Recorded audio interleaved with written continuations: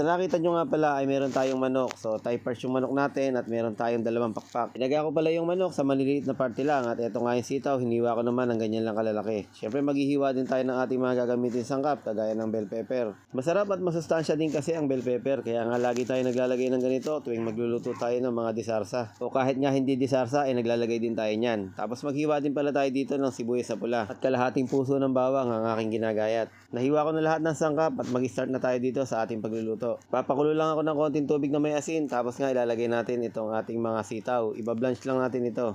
Mga 3 to 5 minutes lang na kumukulo ay pwede nang hanguin ito. Basta i-check mo lang kung malambot na yung sitaw ay okay na.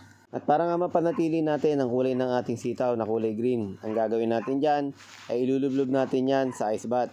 Dito sa ice bath ay may stop ang kanyang process of cooking. Mame-maintain ang kanyang tunay na kulay. Dito naman tayo sa ating kawali, nilagyan ko lang ito ng konting mantika. Pasensya na pala kayo sa maingay na tahol ng aso. Pag hindi sila tumigil, baka sila ang lutuin ko. Hindi, joke lang yon. So ito nga, nagigisa na nga tayo ng ating bawang at sibuyas. Shoutout po sa lahat ng mga nanonood ngayon at sa mga bagong viewers natin. Welcome po kayo sa Cook and Taste. Pwede na nating ilagay yung ating mga tinadtad na manok. Sinadya kong liitan yung mga manok na yan para nga marami pa ang makatikim at makakain. Kasi nga pagka medyo malalaki ang tipak, baka mamaya saglit lang ubos yan. Kapag na-try nyo tong recipe na ito, sigurado ay uulit-ulitin nyo dahil ito ay masarap at hindi naman siya nakakaumay. Ngayon naman, timplahan natin ang ating mga pampalasa kagaya ng patis, tapos lalagyan natin ito ng isang pack ng oyster sauce. Siguro mga 4 hanggang 5 kutsarang oyster sauce itong isang pack na ito.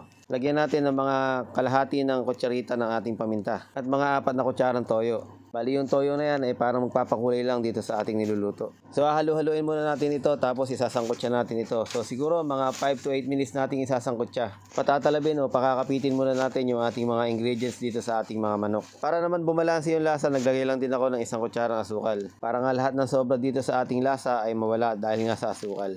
So kailangan natin talaga dito ipakapitin at kaya nga isasangkot siya natin ito. Takpan muna natin para mas tumiimpa yung kanyang lasa. And then after mga ilang minuto nga, ay siguradong kapit na yung ating mga nilagay na ingredients. Kaya naman ang gagawin natin dyan ay sasabawan natin. So sa pagsasabaw naman ay hindi naman masyadong marami. Kaya natin sinasabawan yan para palambutin naman natin yung ating mga manok.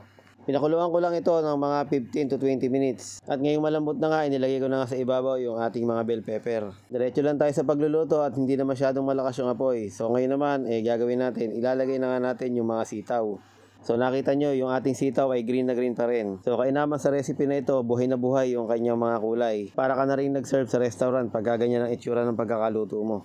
Malamang gayahin mo na to bukas. Kaya nga kung ako sa'yo, bumili ka na ng manok. Sa maaga pa lang, pumunta ka na ng palengke. At the best talaga yung recipe natin ngayon. Pwede mo na sigurong tawagin tong chicken oyster with beans. O bahala ka na kung anong tawag dyan. Basta wag mo lang tatawagin adobo dahil malayong malayo sa adobo yan. Mukha lang yung adobo, kamukha lang ng kulay niya. Share mo na, tara kain.